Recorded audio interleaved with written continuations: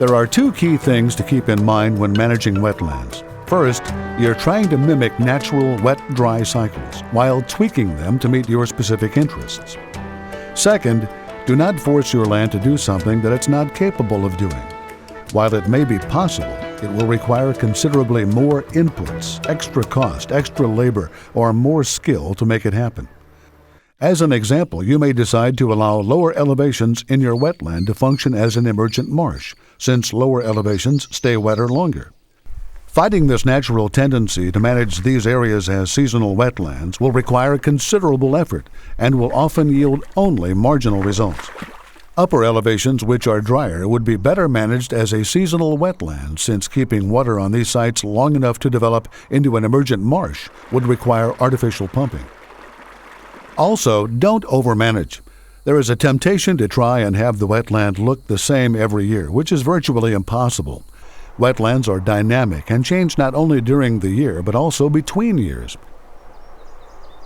You may have had wonderful results with an early drawdown of your seasonal wetland last year, but this year it's raining almost every day. Rather than try and fight the natural wet cycle, shoot for a later drawdown or change management to more closely mimic an emergent marsh during this wet year. Drawdown to the water level is the most common action in trying to mimic the natural wet-dry cycles of wetlands caused by seepage and natural evaporation. Altering the time and/or speed of the drawdown has a direct impact on the plant community and the habitat provided. First, it isn't always necessary to artificially drain wetlands in order to provide high-quality habitat. Natural evaporation and seepage, even in very tight soils, will provide some fluctuation without artificial drainage. The benefits of this type of natural drawdown allow different wetland types and plant communities to develop based on elevations within the wetland pool. This also reduces the need to add water in the fall to provide migrating habitat, which may be especially important for wetlands that lack some form of artificial flooding capability. Also, don't forget that semi-permanent wetlands, emergent marshes, or shrub swamps provide valuable habitat for many wetland wildlife species. If you decide to artificially drain your wetland pool for seasonal wetland habitat, always drain slowly. A good rule of thumb is to drop the water level 1 inch or less a day. The timing of the drawdown will influence the resulting plant community. In general, you can expect the following. Early drawdowns, defined as the first 45 days of the growing season, usually yield smartweeds and rice cutgrass. Mid-season drawdowns, the second 45 days of the growing season, typically result in wild millets, panic grass, and some beggar ticks. Late drawdowns, which expose soil after the first 90 days of the growing season, mainly produce springletop and beggar ticks. Plant response will vary depending on the year, as the seed bank, temperatures, and rainfall during the drawdown influence this response. Spreading the drawdown over the entire growing season provides the greatest variety in plant response. Always try to stagger drawdowns to increase diversity. Avoid doing the same thing in the same wetland unit each year in order to better mimic natural weather cycles. Over time, stable water management tends to yield undesirable results.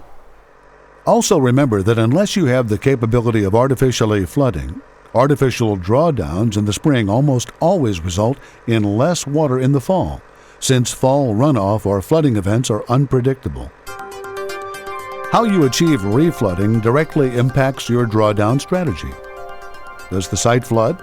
If it does, how frequently and at what times of the year does the site receive runoff from adjacent land? When does it occur?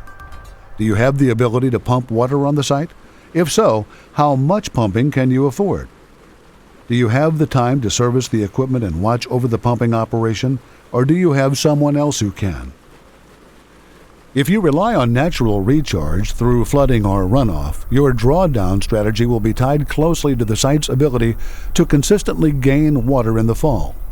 You may choose to only do partial drawdowns in most years to assure at least some water for fall migration. You may decide to close all your water control structures early in the season to ensure capturing any runoff through the growing season, knowing that it may flood some vegetation deeper than you would prefer. If you have the ability to artificially pump, understand that it's more complicated than simply adding water. The goal is to still try and mimic natural cycles, which means increasing water levels slowly and incrementally from 1 to 3 inches a week. You can begin these increases as early as late August and finish by mid-November. Finally, when artificially manipulating water, be aware of potential impacts on nesting wildlife.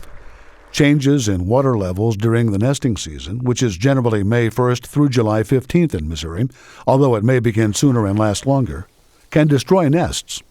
Many marsh birds nest over water as a way to avoid predators and may abandon them if the water is removed from underneath. Wetlands are dynamic, and it's very probable that your wetland will require some manipulation to maintain a desired plant community. Emergent marshes can become choked with vegetation. The goal is to maintain a 50-50 ratio of vegetation to open water. If the ratio dips to less than 25% open water, consider taking steps to reduce the amount of vegetation in the marsh. Seasonal wetlands depend on annual seed production to maintain their productivity. Over time, plant succession gradually replaces the annual plants with perennial ones that provide less food. Periodic disturbance is necessary in order to maintain a high percentage of annual plants in the moist soil unit. Scrub-shrub habitats over time tend to become dominated by trees, which may detract from the desired plant community. The shrub community typically declines when they are overtopped by taller trees. Even tree communities change over time. Bottomland woodlands may become dominated by a single species, or the species desired may decline in abundance. This is especially likely with oaks, since they do not regenerate well in shaded conditions. Manipulation may be necessary to maintain desired diversity. In all wetland management, it is important to promote diversity. There are a variety of methods the manager can use to maintain desired plant communities. Disking changes the plant community and its structure. This is an extremely useful tool in setting back emergent marshes or restoring seasonal wetlands that have become dominated by perennial plants. Disked areas could be seeded with a quick-growing cover crop, like buckwheat or Japanese millet, to provide an annual food source. Soil conditions need to be dry enough to allow access, so disking is often accomplished in the middle of the summer. Even then, some areas may be too wet to disc in certain years.